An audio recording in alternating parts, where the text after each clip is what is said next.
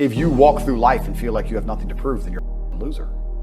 If you wake up each day and go, I don't owe anybody anything, I don't have to prove anything to anybody, then you are a loser, because you are absolutely not incorrect. You must prove yourself to other people. You must prove yourself to your bloodline, as we just discussed.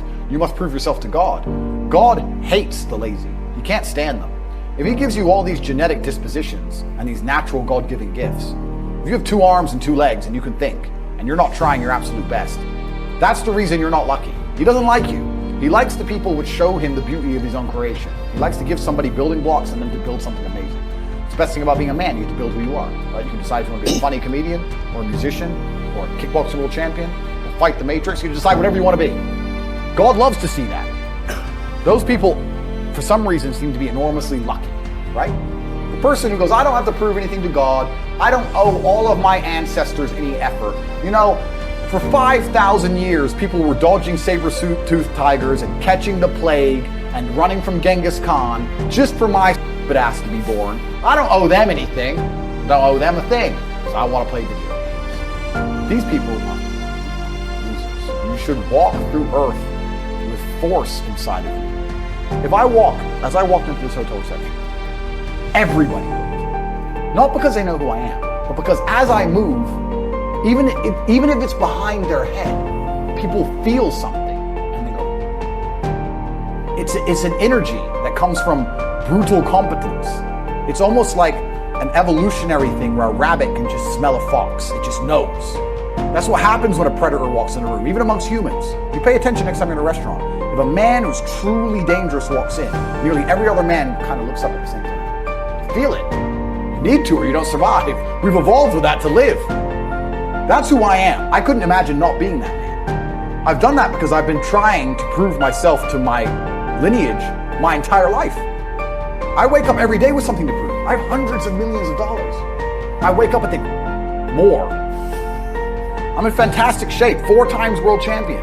Fighting the Matrix out here by myself, more. I will have to be braver. I must try harder. All I do is prove myself. So when I hear people go, I don't have nothing to prove, then you're a loser. Peasants have never felt like they needed to prove anything, but kings felt like they needed to go and conquer land. Isn't that it's coincidental that the king, who already had it all, felt like he needed to go to some far-flung land and conquer it and take it and prove he's the king? But the peasants, I don't have to prove nothing to nobody. You're a loser then. I absolutely and utterly, completely have everything to prove to everybody all of the time. That's who I am. I will prove anything to anybody. If I sit and say X, I will prove it to anyone. I can be checked at any time. If someone were to come up to me in that lobby and argue with my ideas, I would have proved that my ideas are sound. If they would have attacked me, I would have destroyed them completely and utterly. Absolutely. That's who I am. So yes, I have a lot to prove, my friend. The answer is you need to get rich, you need to get a network. I know this is all I talk about, but I believe it is my mission to try and defeat the Matrix. And you defeat the Matrix with truth and love, because the Matrix relies on hate and deception. I love you enough to tell you the truth. And the truth is that you're if you're not rich. I don't have any answer for you. People say to me, Andrew, what do I do if I'm not rich? I don't know. I don't know what you will do if you don't have a bunch of money, because it's going to become harder and harder. And in the next 30 years, unless you're rich, you are finished. You are done. The only thing I can do is try my best to teach you how to make money. That's all I can do for you.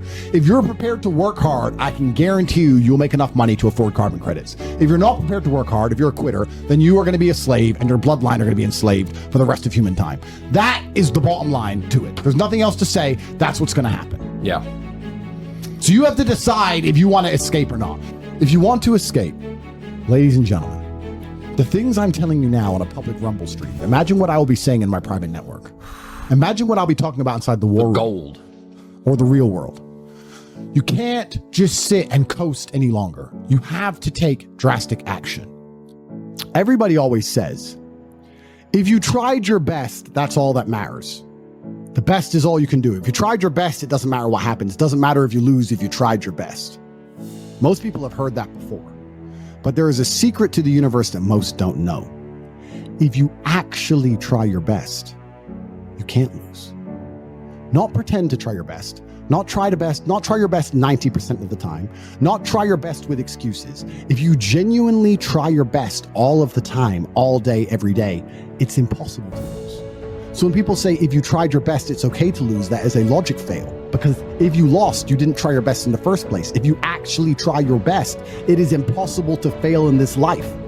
God is watching and he rewards those who want it the most. If you want it the most, you can have it. It's a competition. Every dollar you want, the house you want, the car you want, other people want, you have to win. You have to want it the most and genuinely do your best, because most people aren't capable of doing their best anymore. To get up every day, whether they feel like it or not, and perform regardless. That is the secret. You cannot fail if you try your best. So if you don't have the car you want, the woman you want, the relationship you want, the friends you want, the house you want, you haven't been trying your best. Because I guarantee you, the second you do, you'll have all of it. Every single one.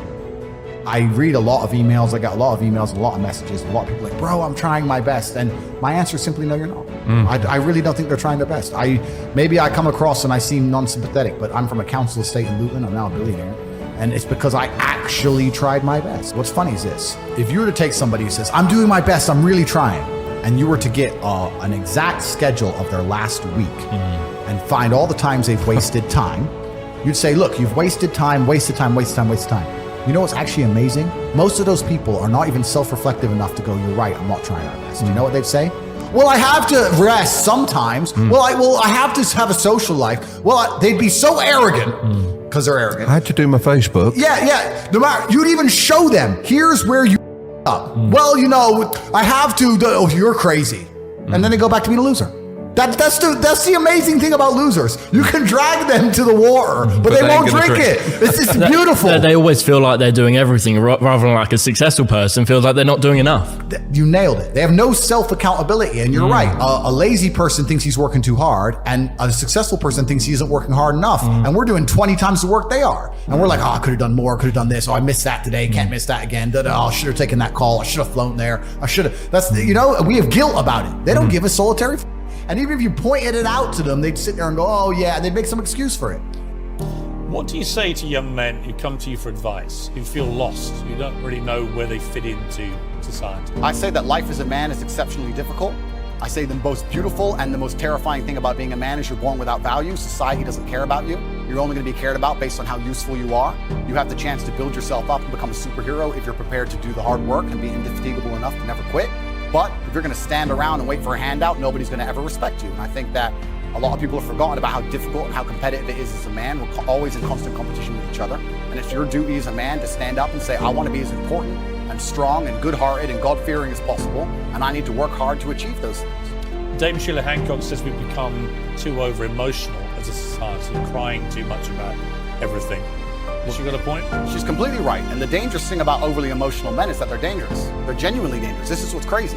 All these people who talk about toxic masculinity and how bad it is for men to be traditionally masculine. A traditionally masculine man does things he doesn't feel like doing because it is his duty to do them. He charges into the building because it is his duty. Not because he feels like it, because it is his duty. We're now teaching the new generation of men that they don't have duty and they can just act on their feelings and act how they feel, and they don't have to act as a man should. Do you know what happens when you get men who just act how they feel? You get school shooters, you get violence, you get rapists. Men who do not control their emotions are dangerous. If you find a man who is stoic, he's not going to hurt people. He's going to sit and think about his actions very carefully, and he's going to be a good man who protects for it and provides for his family. You find a man who just acts out on impulse and does whatever he feels like, you're going to find a dangerous man. Sitting here telling men to cry more and act with their feelings and it's okay to feel this way, that way, etc., and have no self-control. That is why we have the problems we have in the world. Absolutely not wrong. So when they talk about toxic masculinity, they have it completely inversed on its head, completely not wrong. We need to be teaching stoicism. We need to be teaching young men to understand that the world is very, very difficult. It's hard to be a man. You're going to feel bad sometimes. You need to suck it up and perform anyway. Not to sit there and cry your eyes out or blame other people. Tough or being a cop woman out. too in modern society. It's certainly tough being a woman, but I'm not a woman, so why would I speak on issues I do not understand? I'm a man. You can feel an empathy for women. I feel empathy, certainly, but I do not understand their issues.